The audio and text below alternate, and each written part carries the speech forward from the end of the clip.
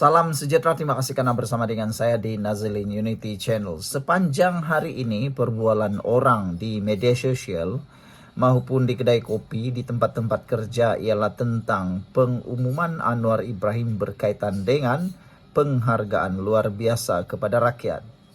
Ramai orang yang ambil tahu, ramai orang yang mau tahu, ramai orang yang berbincang tentang hal itu. Ini menunjukkan bahwa rakyat Malaysia sebenarnya tertunggu-tunggu apa yang Anwar ingin buat. Dan lebih penting lagi, ramai yang masih percaya pada Anwar Ibrahim. Walaupun ramailah manusia-manusia di luar sana yang juga mengkritik, mengecam, dan juga memaki hamun Perdana Menteri ke-10. Perbuatan memaki hamun, memfitnah adalah perbuatan iblis yang mana tidak bolehlah kita tiru. Hanya iblis yang suka memaki hamun apabila diberikan sesuatu yang baik.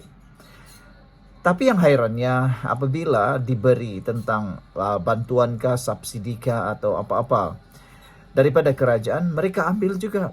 Tapi sebelum ambil, mereka maki hamun. Bukankah itu satu perbuatan yang jahat? Ada juga yang kononnya berjanji tidak mau ambil. Kenapalah sampai begitu? Politik bukan begitu. Politik sebenarnya satu seni yang sangat bersih dan baik.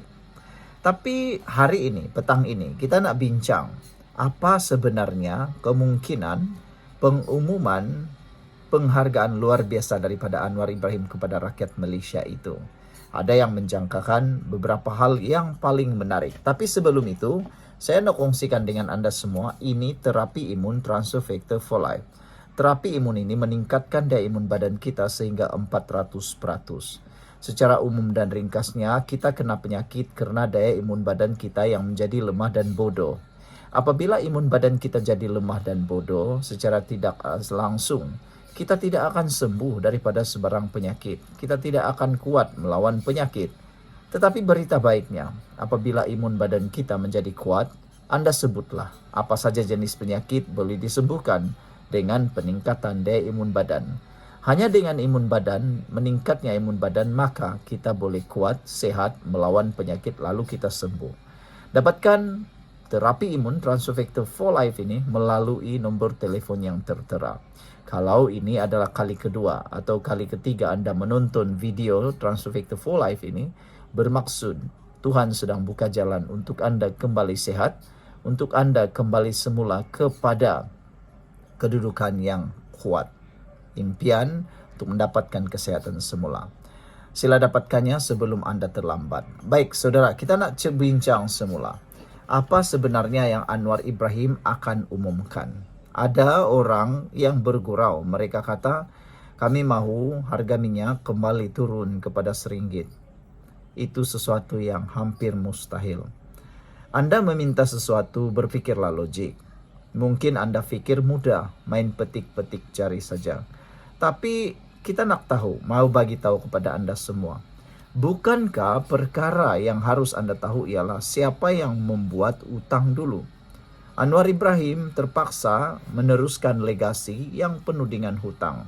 Menyelesaikan kerja orang yang terdahulu. Hutang beratus-ratus juta. Hutang berbilion-bilion. Tak dapat diselesaikan, bahkan bertambah demi bertambah setiap tahun. Yang selesaikan siapa? Anwar Ibrahim. Tapi mereka menjerit-jerit seakan-akan hutang yang dibebankan itu, hutang yang membebankan negara ini seakan-akan Anwar Ibrahim yang buat. Padahal ketika Anwar Ibrahim menjadi Perdana Menteri, hutang dah berlambak, bertimbun-timbun setinggi Gunung Kinabalu. Dan yang perlu selesaikan bukan Muhyiddin, bukan Tun Mahathir, tapi Anwar Ibrahim. Kita tengoklah nanti, kalaulah betul Anwar Ibrahim terpaksa meletaskan jawatan ataupun tidak dapat meneruskan jawatan sebagai Perdana Menteri pada penggal yang kedua, kita tengoklah nanti siapa agak-agaknya yang hebat sangat itu yang boleh mengalahkan Anwar Ibrahim. Nak tengok jugalah kan? Okey. Jadi itu kata mereka harga minyak. Tapi saya kata tidak, mungkin tidak. Kedua, bantuan bulanan RM1,000 selama 6 bulan. Adakah itu boleh berlaku? Ini boleh berlaku. Setiap keluarga yang ada di Malaysia boleh diberikan 500 hingga 1,000 sebulan. Kalau ini berlaku, ia juga akan memberikan implikasi yang sangat besar kepada ekonomi negara. Ada dua boleh berlaku. Satu, mungkin boleh berlaku inflasi melampau. Yang kedua, mungkin akan berlaku peningkatan daya membeli daripada kalangan rakyat. Seterusnya, ekonomi akan menjadi rancak apabila ada nilai duit ataupun ada uang lebih dalam tangan rakyat untuk berbelanja. Jadi apabila itu berlaku, mungkin ekonomi Malaysia akan menjadi kuat. Yang satu lagi yang orang nak komen ialah mereka kata mungkin Anwar Ibrahim akan bagi seorang 1 ekar tanah. Yang ini bukan mudah. Tidak mudah untuk membuat seperti itu. Kita boleh senang cakap tapi bukan dapat praktik, tidak dapat praktik. Jadi sekarang ini saya nak tanya kepada anda semua, agak-agaklah kan apa yang Anwar Ibrahim akan sampaikan petang ini. Sekian dulu untuk kali ini, jangan lupa tinggalkan komen anda, bye-bye. Salam sejahtera, terima kasih karena bersama dengan saya di Nazilin Unity Channel. Sebenarnya tiada isu pun dalam isu kontroversi pelantikan hakim, ketua hakim negara. Hanya mereka-mereka yang menunggang isu ini sengaja menggunakan isu ini untuk mahu menimbulkan persepsi buruk kepada kerajaan pimpinan Madani Anwar Ibrahim ini. Kalau nak dilihat, yang kita hairan, kenapa Akta Suruhanjaya pelantikan kehakiman yang sudah digunakan sejak 2009 ini tiba-tiba pula kontroversi sekarang? Kenapa sewaktu 5 orang hakim dilantik dahulu menggunakan akta ini tak bising pula? Nah, itu ceritanya. Ramai orang yang tak tahu. Paci-paci, abang-abang, maci-maci. Anda perlu tahu, tak perlu ikut himpunan turun Anwar, himpunan menegakkan keadilan hakim dan bagaimana sekalipun itu. Karena himpunan itu sebenarnya hanya nak menggunakan anda untuk cuba memperandakan negara ini. Hanya semata-mata mahu menimbulkan persepsi buruk negatif kepada negara ini. Sebentar tadi saja saya lihat di dalam laman Facebook menulis bahwa walau menjerit-jerit kononnya tiada duit, kononnya harga mahal, kononnya hidup makin susah. Tapi bila dilihat, mereka turun berhimpun memerlukan kos seorang lebih kurang dalam RM400. Dengan bas, pengangkutan, makan, minum, berhimpun, belum lagi dicakap mungkin akan tepijakkah, dipijakkah, ditangkapkah dan sebagainya. Tapi mereka kata mereka susah hidup. Tapi RM400 buang begitu saja. Kalau RM400 itu pergi untuk berubatkah, bagi orang makankah, kan bagus. Tapi mereka kata susah hidup. Nah itulah. Walaun dan para penyokong pembangkang sedang ditunggang. Anda harus sedar, ketuk kepala cepat supaya cepat sadar kamu sebenarnya ditunggang oleh para pembangkang. Tapi sebelum itu saya mau kongsi dulu dengan Anda semua, ini ialah transfer factor for life. Daripada Anda pergi susah-susah, lebih baik dapatkan kesehatan. Baiklah, ini ialah transfer factor for life, produk untuk meningkatkan daya imun badan kita. Terapi imun ini meningkatkan imun badan kita sehingga 400%. Secara umum dan ringkasnya, kita kena penyakit karena daya imun badan kita yang lemah. Kita sukar sembuh daripada sebarang jenis penyakit karena imun badan kita yang jadi bodoh. Apabila imun badan kita jadi bodoh, apabila imun badan kita jadi lemah, percayalah kita sukar sembuh daripada sebarang jenis penyakit. Daripada jenis penyakit yang paling kecil sekalipun sampailah yang paling besar sekalipun, kita tak akan sembuh. Hanya dengan peningkatan daya imun badan, kita ada harapan untuk sembuh. Dan paling penting, kalau kita sehat, imun badan kita perlu diperbaiki dan dipertingkatkan supaya dapat menahan penyakit daripada melawan ataupun penyakit daripada menyerang tubuh badan kita. Produk ini lulus KKM, merupakan penemuan paling bersejarah dalam dunia perbuatan dan juga halal. Dapatkannya melalui nombor telefon yang tertera. Jangan tunggu lama-lama. Aku dah cerita pada anda, jangan tunggu lama-lama, nanti anda menyesal. Baiklah, Akta Suruhanjaya pelantikan kehakiman sebenarnya sudah diguna sejak tahun 2009. Dalam pelantikan 5 ketua hakim, akta ini sudah diguna.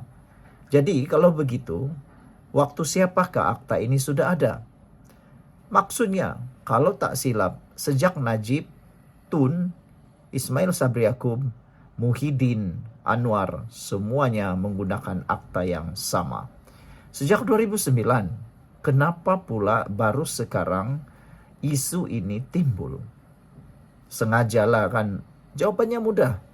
Mereka menunggu masa untuk menunggang isu ini. Dan hairannya, ramai orang yang ditunggang juga. Kalau mereka kata itu isunya ialah kerana ada kepentingan, hei, coba pikir dulu siapa yang lebih berkepentingan. Itulah yang kita nak cakap. Apa pula kepentingan dengan Anwar Ibrahim? Aku tanya kepada orang kemarin di kantin, di kedai kopi. Mereka tanya, atau saya tanya, kenapa sekarang kontroversi pemilihan ketua hakim ini tiba-tiba muncul? Walhal, saya kata, waktu dulu Perdana Menteri Najib, Muhyiddin, Tun Mahathir, Ismail Sabri Yaakob pun akta ini ada, memilih ketua hakim juga. Kenapa baru sekarang baru timbul ketika Anwar Ibrahim menjadi Perdana Menteri? Mudah saja. Tiada isu lain, tiada benda yang boleh mereka tunggang, tunggang sajalah apa yang ada. Nampak sikit kurangnya, nampak ada sedikit ruangnya, tungganglah sehabis baik. Ekonomi tak boleh ditunggang sudah, sebab terbukti kita sedang memacu, sedang menuju kepada kestabilan. Perpaduan kaum semua pun bagus. Memerangi rasuah semua pun bagus. Bahkan menakutkan para pemimpin-pemimpin tertentu kerana juga terpalit dalam rasuah. Terpalit dalam dakwaan rasuah, jana wibawa dan sebagainya. Jadi itulah sebabnya mereka tiada jalan lain nak menunggang apalagi nampak satu saja gelombangnya, ruangnya dihantamlah juga. Padahal kalau nak bercakap, kononnya ada gap, tidak ada pelantikan segera. Anda tak tahukah bahawa dulu pun pernah juga selama berapa belas hari, kalau tak silap 19 hari, pelantikan ketua hakim tertangguh juga, memerlukan masa. Tapi waktu itu tiada pula orang nak tunggang sini sana sebab orang faham. Sekarang ini yang buat-buat tak faham pun ada, orang yang faham pun ada, sengaja buat-buat jadi bodoh pun ada. Harus diketahui, keputusan pelantikan hakim negara ini bukan semata-mata dibuat oleh Anwar Ibrahim. Ianya sebenarnya akan diperkenankan oleh Majlis Raja-Raja, seterusnya diperkenankan oleh Yang di-Pertuan Agong. Anwar Ibrahim memang ada bungkai secara langsung kerana beliau ialah menasihati untuk pemilihan tersebut atau senarai tersebut. Nah, jadi di sini kita heran kenapa kontroversi ini berlaku pada zaman Anwar. Paling mudah kenapa berlaku pada zaman Anwar. Saya nak tanyalah kepada pembangkang walaun yang membuat himpunan Turun Anwar, coba tanya pemimpin-pemimpin sebelah sana. Adakah mereka berani kata bahawa akta ini tidak mereka guna waktu mereka berkuasa? Itulah, mereka hanya sekadar mahu mencari jalan untuk mencari bahan untuk menjatuhkan Anwar Ibrahim. Dan tidak ada pernah isu, tidak pernah ada isu pun dalam akta pemilihan pelantikan kehakiman ini. Tidak pernah ada isu dalam akta Suruhanjaya ini. Tapi kenapa sekarang tiba-tiba ada? Paling mudah ialah ada orang yang sengaja memercikkan api, ada seorang sengaja nak menunggang isu ini. Jadi aku pun hairanlah kan, kata walaun mereka hidup susah, kata walaun mereka hidup tak tentu arah, tak cukup uang dan makanan sebagainya. Tapi tiba-tiba pula pergi ke himpunan itu dengan uang yang banyaklah. Kan nak sewa bas pun bayar sendiri, pengangkutan, makan, minum, rokok, kalau merokok, apa lagi ya? Hotel, bas, semua nak dibayar. Tapi ada duit pula kalau itu yang kita hairan. Jadi, sila sebarkan ini supaya semua orang tahu akta ini tidak salah. Akta ini bukan salah, yang salah ialah orang yang menunggang isu tersebut. Sekian dulu, kita jumpa lagi. Bye-bye.